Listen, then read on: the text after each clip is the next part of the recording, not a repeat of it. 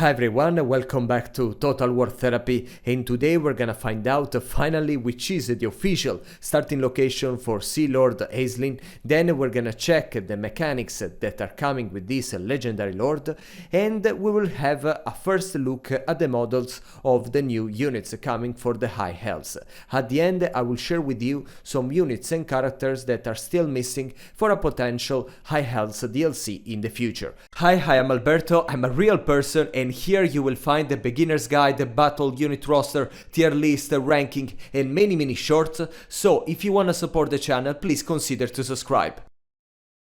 I'm happy to announce that finally we gave a reason to exist to the elven colonies at the very edge of the map that have been here since the release of the map of Immortal Empires, but we were always going through these islands without understanding the real purpose of them.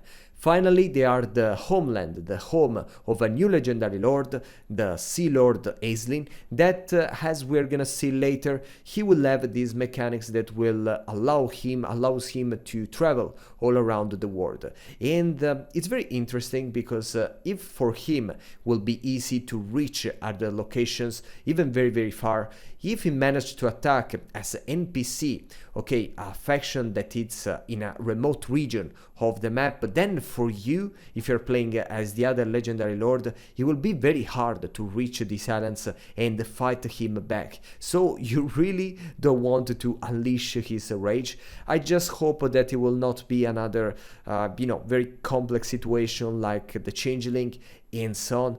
But yeah, I'm quite excited at the idea of finally traveling the world with my headquarters in these elven colonies. Apparently they didn't open in Karesh, otherwise there would have been an interesting zone, between you with your island and the area of Ind, but I mean maybe in the next DLC. And yeah, in short, I'm very excited, and I really hope that it will work not only as when you play the Legendary Lord, but even when you play with other Legendary Lord with the Sea Lord Aislinn as NPC. In very short, the campaign of Sea Lord Aislinn will not be a traditional High Elves campaign, because instead of expanding your territories, you will be able to build your fleet, the High Elves fleet. That will be composed of these dragon ships that, as the Black Arcs, for example, there will be these things, half a city and half a ship. So they will be mobile, they can go across the ocean, but at the same time you can build structures within them that can fulfill many purposes. You will have some currency that will help you to boost and to enhance these dragon ships, and there will be these mechanics where you grant the settlements that you conquer to the other High Elves legendary lords. So the new unique mechanic of Sea Lord Aislinn will be the Azure Domination, where you can conquer territories very far from Ulthuan to give them to the other legendary lords of High Elves.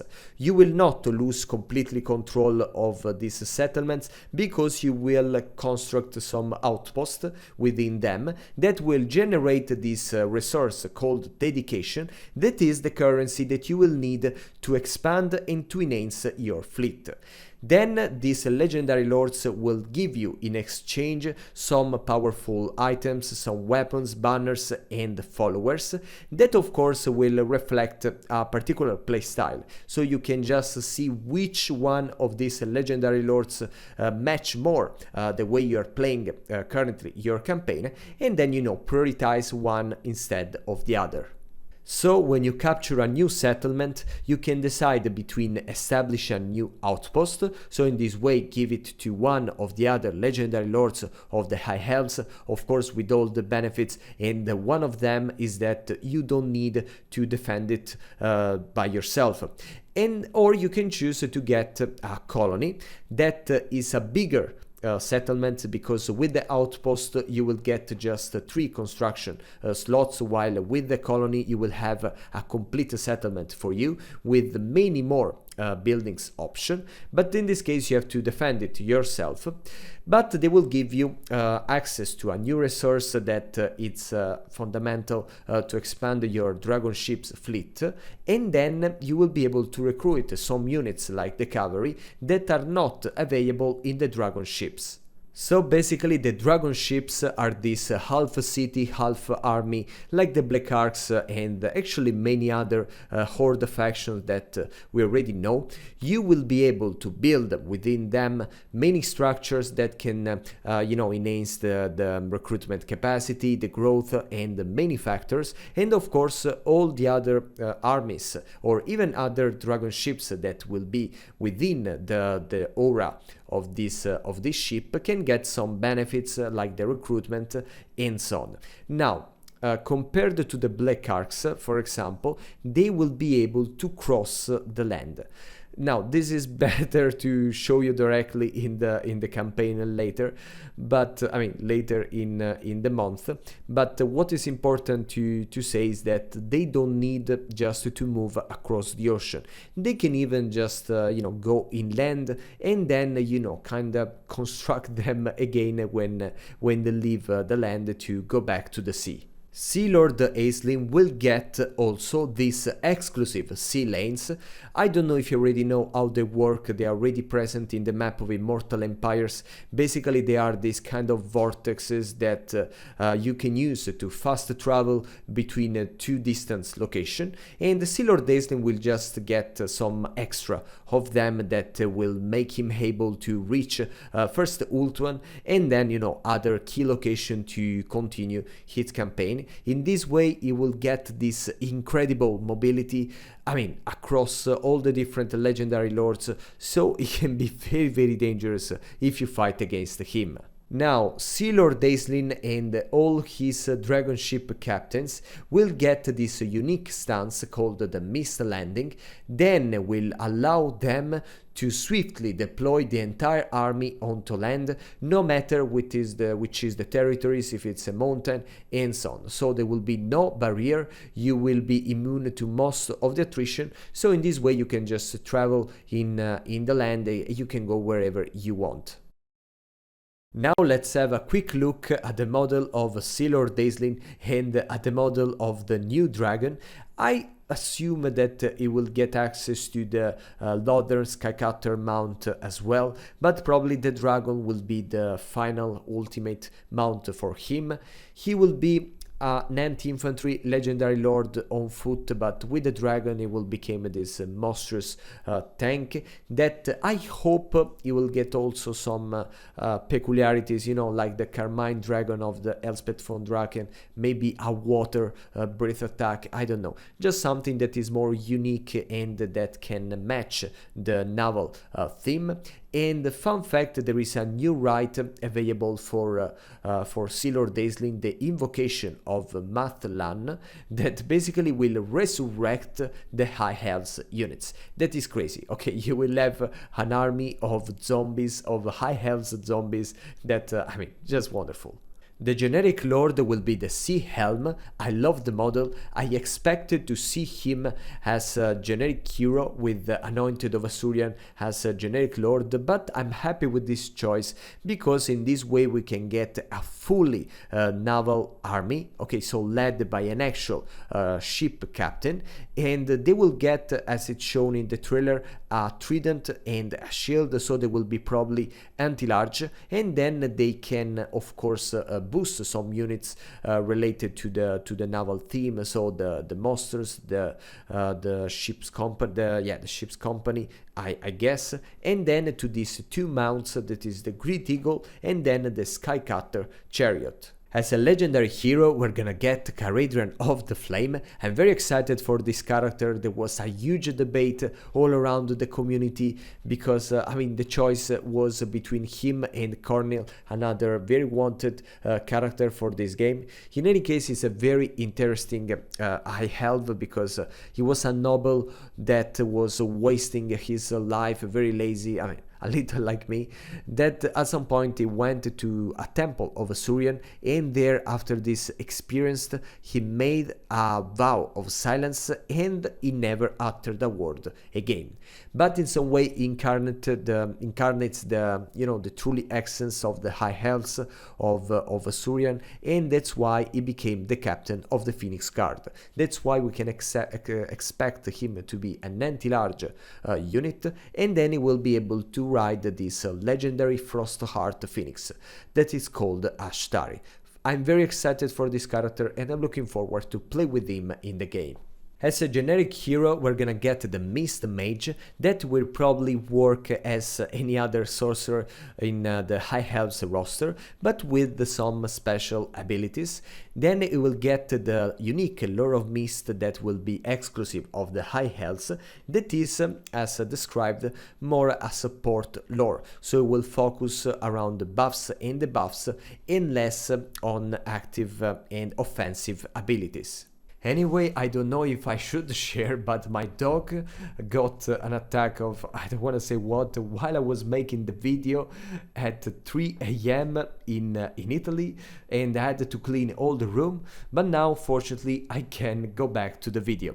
Now, the Ship's Company. This unit will be a new melee infantry available for the High Elves, that for me they kinda break the unicity of the High Elves that in the early campaign they get access only, they got access only to these you know, lines and lines of spearmen, but they are a valuable alternative in case you have to fight against armies composed by mostly infantry.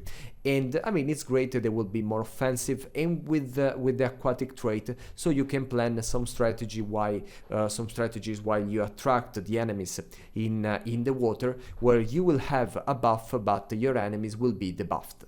The Oceanids will be the first monstrous infantry unit for the High Elves. I don't know what to expect from them, if they will be more offensive, more defensive. In any case, we know that they are elemental, so they will take damage instead of routing when their leadership goes down. The Sea Elemental will be the single entity monster version. They say that he will have many resistance and the immunity to contact effects, because I mean it's made of water, and then it will have a hex that will debuff the enemies, and the split up ability that will summon a unit of Oceanids that at some point they will explode, causing even more damage. I'm very excited about this monster, and I mean this is a DLC full of monsters, but this is definitely my favorite. The animation are crazy, and I don't know how Creative Assembly managed to do something like that, and yeah, I really want to see in the game how he will fit the High Elves army. The Merwyrm is the final monster that we're gonna see for this roster. He's this colossal beast with the regeneration, with the missile resistance, because apparently he got this scaling skin, and then with the anti-large attributes, so it will be perfect to chase down other monsters, cavalry, beast, and so on. And yeah, I'm quite excited because I mean, we already get a lot of anti-infantry monsters in this roster, and probably the Sea Elemental will be one of them, but this will be a monster killer, and yeah, just crazy. My question, of course, is how big is it? If it will be bigger than the Dread Saurian or than the Toad Dragon, and I don't know, I have a good feeling. The Lothern Skycutters, we waited so much for them, and they're coming with two versions, one with the little ballista of the High Elves, the Eagle Claw, and then the one with some archers. I'm still not sure about what to expect from them. I think that, like many other chariots like that, they will not be that strong with their range attack. I mean, probably in the long term they will cause a lot of damage, but at the same time they will be very vulnerable to missile attack from the enemy infantry and so on. So yeah, I'm quite interested in this unit, and I think that the model is perfect, even with this eagle that is not an eagle, is more an oak apparently, and that is with this white, okay, just wonderful. And yeah, probably aesthetically they will be one of my favorite units of this game. I wanted to dedicate this last part of the video to talk about some possible additions for the future of Total War Warhammer 3. I don't think that this will happen because the content is very little and the actual characters and units that are missing are very, very few. Let's start with Anointed of Asuryan, the generic lord that we were all expecting for this DLC, together with the Sea Helm as a generic hero. It's not that different from a noble because it's you know, a big warrior with a halberd, so it will be another, you know, anti-large character that we got so many for this roster of High Elves. But yeah, in some way would have been, I think, the greatest expression of Asuryan, so of the god of the High Elves. And yeah, but I think compared to the Sea Helm, I'm happy about the choice that the Creative Assembly made, because the Sea Helm for a naval team is far more interesting. Then we get Cornel, that is this legendary hero that everyone, apparently, probably I think more people preferred him to rather than Caradhran. I disagree with this choice, but I mean, in the community people were raging asking for him. But it's not that different from Alasar the White Lion, that is a unique lord that we already get access to in the game. I think only with the Tyrion, but still it's quite the same because he represented the lion theme that boosted the lion units and so on. So quite redundant in my opinion, even if many people of the community will get angry with this, with what I say. And then Finubar. Now, Finubar, it's an important character because he's the king, he's the Phoenix King of Ulthuan, and for me it's crazy that he's not in the game, because if you play a campaign with the High Elves that I'm currently doing, for example, there are so many mentions, so many quotes to him, to his lore, so why we are not getting him as a character? Probably not as a legendary lord, but as a legendary hero. You know, like the ultimate hero that every lord can get if it respects the condition, if it reach the peak of the Asuryan guidance, and yes. But if you think about maybe it's a figure like the Celestial Dragon, the Monogods, that they are there, but they just oversee, okay, on their territories, so in this case on the Ulthuan. But it would be, we can say, too strong to take part in the fight, because he would destroy everyone, because he's the, you know, he's the Phoenix King, is the greatest warrior alive of the High Elves. Now, we will never get another DLC with High Elves. No, definitely not. We get so many so few options for that, and anyway, I mean, they are missable compared to, you know, to all the other stuff that can come. I know that many people are calling already for another DLC of High Elves, but I think we should be grateful and happy with what we got, even because, I mean, they put everything, the Merwyrm, the Lorder Skycutter, the Sea Elemental, so I think that nothing else is missing. Probably there is a little space for an FLC, but as I said, just let's try to be grateful for what we got, because it's amazing.